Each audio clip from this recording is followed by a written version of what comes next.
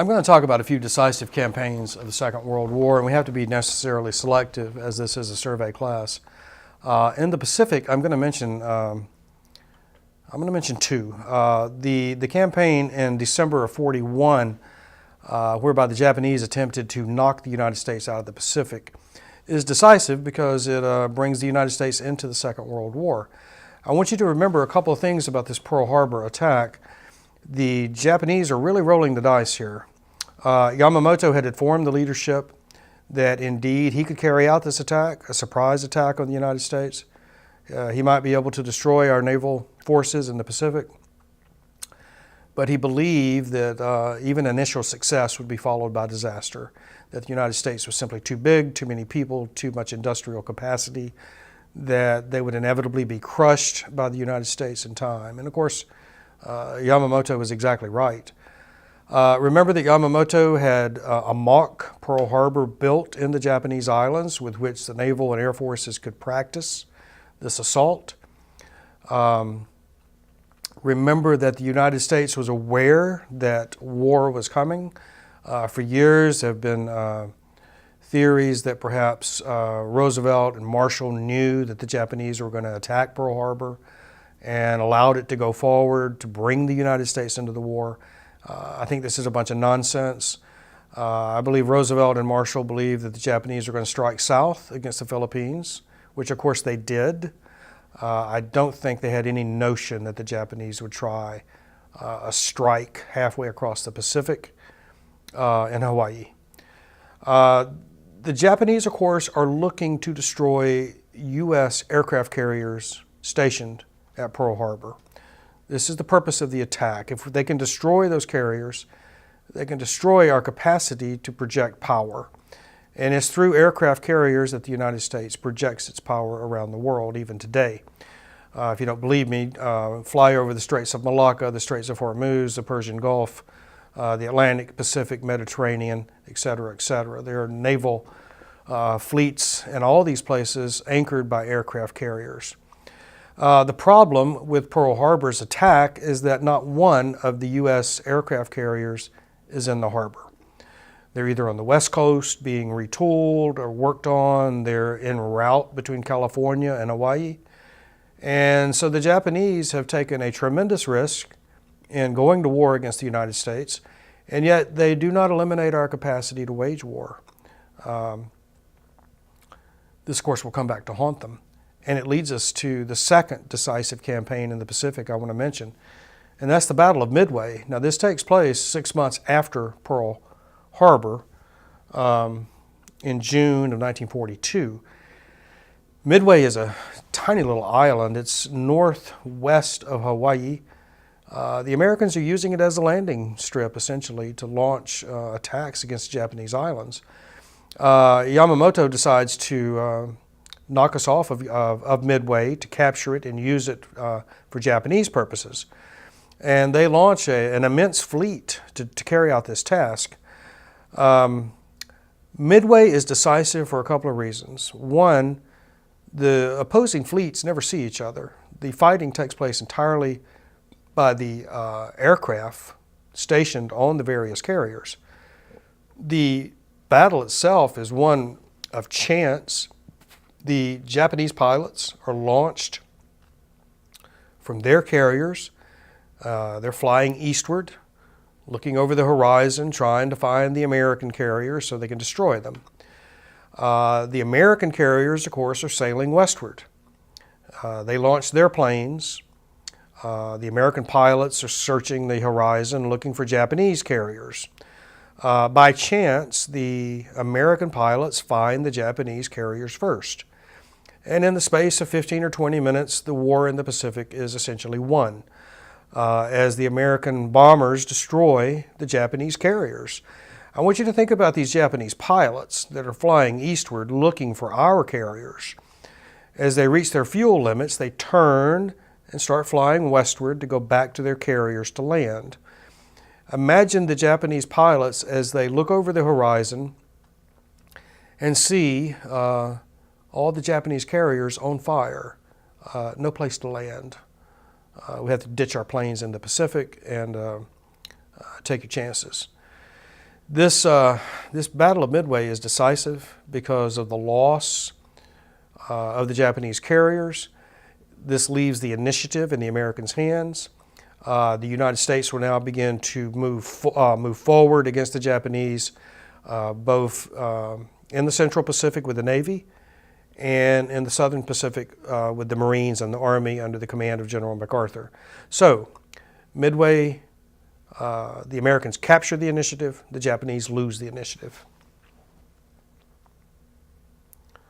Make a couple of comments about some of the decisive campaigns in Europe. We've talked about Poland earlier, the elimination of Poland and then the non-aggression pact with Hitler, between Hitler and Stalin, eliminates the Second Front. This allows Hitler to overrun Western Europe in the spring and summer of 1940. At the same time, the Nazis begin the assault on the UK. This is referred to as the Battle of Britain. This is a victory for the British, and we may all thank our lucky stars for it.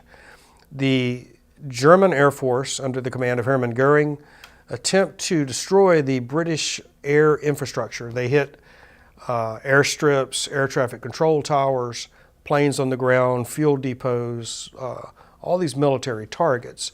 And they continue this through the summer of 1940 and into the fall. Goering doesn't realize it, but he's on the verge of success. And just as he reaches this moment of success, he changes targets. He convinces Hitler that we should, instead of hitting the military targets, we should go after the civilian targets. So now the Luftwaffe begins to bomb British cities, Birmingham and London and so on and so forth.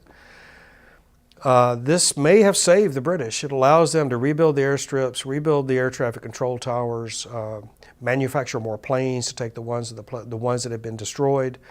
And the British Air Force will prevail and prevent the German Air Force from dominating the skies over the Channel and over the British Isles. This, of course, prevents Hitler from crossing the Channel and landing the German army in England. So the invasion of England is a failure. It does not come off. Operation Sea Lion, I believe it was called. This is decisive because it keeps England in the war. And you'll see that England is the giant base from which the United States will station its troops for the invasion of Europe in 1944. Churchill, of course, is central to this story of the Battle of Britain. Another decisive campaign, I mentioned it briefly earlier, is the Battle of El Alamein in northern Africa. The German Africa Corps, under the command of General Erwin Rommel, has been driving eastward towards Egypt. He's routed Italian forces, and he's pushed the British forces back into Egypt. General Bernard Law Montgomery takes over the command of the British 8th Army, and after a great deal of preparation, puts a very good whipping on the Germans and drives Rommel out of Egypt and back across westward across North Africa, putting an end to the Africa Corps once and for all. This is generally viewed as a decisive campaign because it prevents the Germans from penetrating the Middle East and perhaps being able to exploit petroleum, Middle Eastern petroleum, which we're all quite knowledgeable about today. I'm going to mention two campaigns in Russia. Beware that the Russian campaign itself, Operation Barbarossa, is the largest war ever fought on this planet. The Nazi invasion takes place on the 22nd of June, 1941. There are three major thrusts. Army Group North moves toward Leningrad, Army Group Center toward Moscow, and Army Group South towards the Ukraine and the Crimea. This is an immense war that takes place on a 1,000-mile front, from the Baltic Sea in the north to the Black Sea in the south.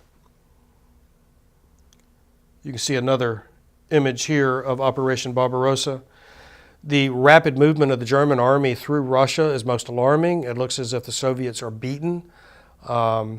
If this turns out to be the case, that leaves England alone in the war against Hitler. Remember, the United States is not involved yet. We do not get involved until December of 1941.